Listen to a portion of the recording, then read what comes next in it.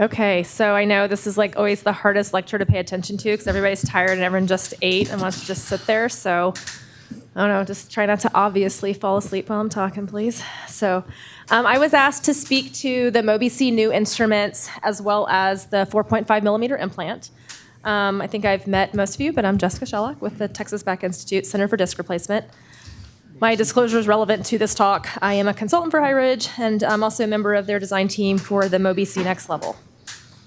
So just kind of a brief history, and I think we've heard of this throughout the day today, but MobiC has been around for quite some time. It received CE mark approval in 2004. It was developed and introduced in France. And then it was the first cervical disc approved by the FDA in the US for 1 and 2 level indications, and that was in 2013. The ID study did reveal superiority compared to ACDF for the 2-level arm, and we now have lots of data, long-term data, over 10 years that has reinforced efficacy, safety of the device, and the durability of the clinical results. And as Dr. Ziegler showed just a bit ago, not only the data from the FDA trial for the Mobi itself, but Mobi has been used as the control device for the recent 2-level ProDisc study, and the improvement from baseline NDI scores has been consistent throughout all of this data and these studies, and has been maintained out to many years out, even out to the 10-year mark on the original ID study. So just a little bit about the design of the Mobi. So Mobi-C comes from mobile core. You can kind of piece that together. And basically, this is a semi-constrained design. And so the design allows for motion that mimics natural movement, with the core being able to self-adjust so that it can match the instantaneous axis of rotation of the segment throughout the arc of motion. It's a 3-piece design, so there's independent superior and inferior endplates that are cobalt, chromium, molybdenum alloy. There is a plasma spray titanium and hydroxyapatite component along the surfaces that contact bone. And then the polyethylene is an ultra-high molecular weight polyethylene core. And what you can see is that there are tabs on the inferior endplate of the device, and there are cutouts along the side of the poly, and this is what helps to restrict motion, anterior posterior translation, lateral translation, and axial rotation. But there is the allowance of that core being mobile, and so there's ±1 anterior posterior translation as well as lateral translation with this design.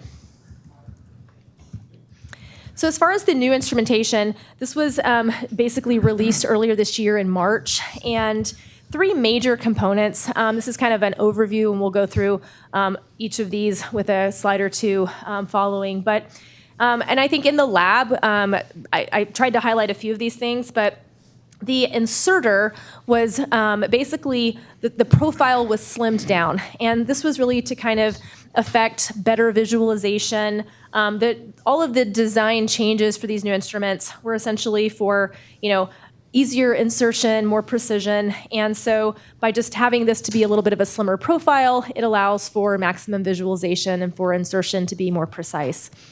There's the paddle distractor that you saw me use in the lab as well. There was some modifications with that. The design's a little bit more robust, so that strength is going to provide more longevity, a little bit more durability. We'll talk about that in a minute as well. And then lastly, on the actual trial, the implant holder, there's a depth stop. And so that was not present on the legacy inserter, and that is now present, and that allows up to 5 millimeters of additional insertion depth. So to get just a larger schematic of the changes on the implant holder, as noted, it's the profile on the new design is more streamlined. The larger handle with kind of the more rubberized grip is much smaller. There's no more rubberized grip now, as far as there's kind of a more of a textured octagonal kind of design to allow for some grip, but the profile is much slimmer both in the superior, inferior, and medial lateral direction, so you can see around that better when you're working through a small space in the cervical spine. The legacy distractor had this knurling on it that you can see there, that really rough kind of textured pattern. The new distractor, it has some texture on it, more like a sandpaper type texture, not the same amount of texture. And the idea behind this was that there was some concerns related to concentration of stress at the junction of that knurling and the smoother handle where it kind of on the shaft where it transitioned. And so a few modifications were then made to allow for a design that decreases that transitional stress.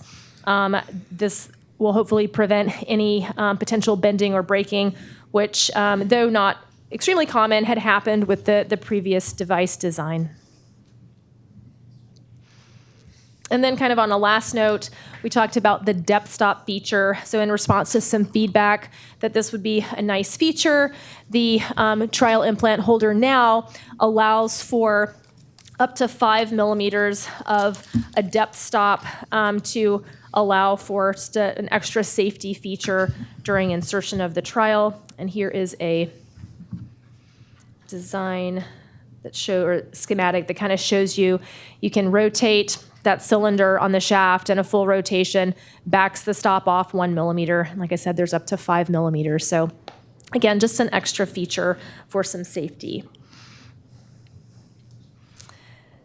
The 4.5 millimeter implant was released, FDA approved in 2023. And although the mobile core design has not changed, because of the need to make a few modifications in order to accommodate that 4.5 millimeter height, what you can see is that some of the range of motion values are a little less on the 4.5 millimeter height compared to the 5, 6, and 7. So lateral bending is a little decreased, as well as flexion extension. And then as far as the translational ability, as I mentioned, the 5 millimeter, 6, and 7 millimeter design allows for 1 millimeter translation forward, back, and side to side. The new design takes away 0.25 in each direction. So overall, a 0.5 millimeter reduction in the motion for the lateral translation and anterior posterior translation. I think I mentioned in the lab when we were talking about this, or actually might have been to one of the fellows when we were having a side conversation, but with that addition of the 4.5 millimeter height, Mobi offers the broadest range of footprint and height combinations of any cervical disc that's currently available in the US. There's a total of 28 options, 7 different footprints for each of those 4 heights. And I think that this is really important to know, so that you have options to be able to really maximize end-plate coverage and still be able to treat small collapsed discs or larger discs that might take a larger size. And I think that with upcoming holidays and us coming from Texas where everything is bigger, I think it's important that we talk a little bit about why does this matter, right? What does this matter in our practice? And I think that when you look at some of the literature, and I don't have time to dive into this, I tried to highlight some of the key things, but we are becoming more and more aware that overstuffing an arthroplasty device does reduce both index level range of motion as well as total range of motion. And I think that the philosophy with fusion is we want to try to put in a big cage, indirectly decompress. And that's fine, but when we're trying to maintain motion, we need a little bit of slack in the system, so to speak, or otherwise you are going to lose some motion. And so, this is a white paper that actually came out of Westminster. It was a biomechanical study, cadaveric model, and implantations were done at C4-5 and C5-6 with 5 millimeter height implant, and then looked at the overall range of motion and the segmental range of motion, and then they overstuffed it by putting in a 6 millimeter.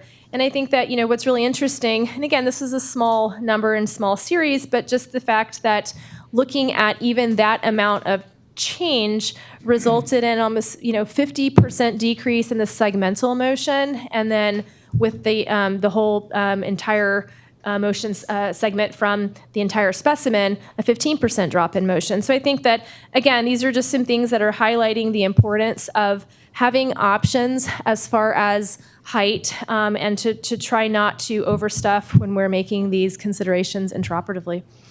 Again, does disc distraction affect implant, or does it impact range of motion?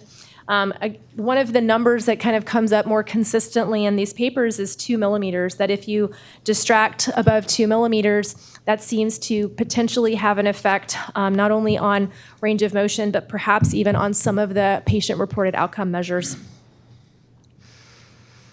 And then one more, this was a systematic review. I think this was 12 different studies that were looked at.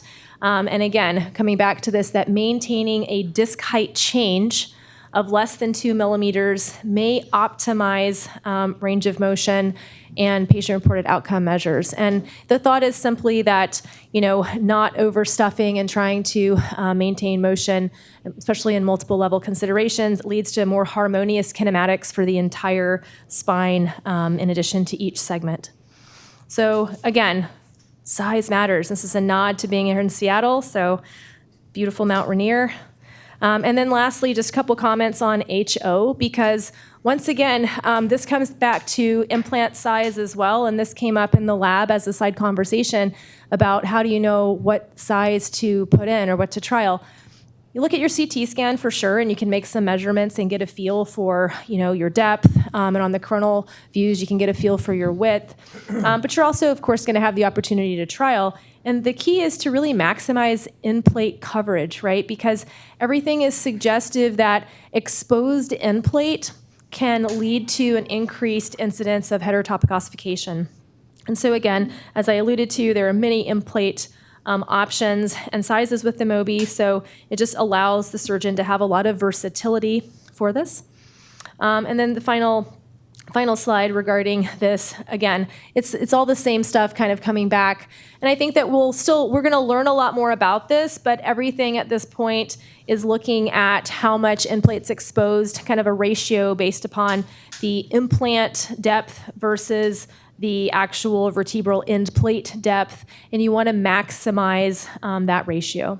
And then, one of the considerations is that perhaps the issue is not so much the actual size of the implant as far as height, but perhaps it's more the compared to adjacent levels. And for each patient, this is going to be very specific, right? And that's where we look at the adjacent levels. We try to match up with each patient's unique anatomy.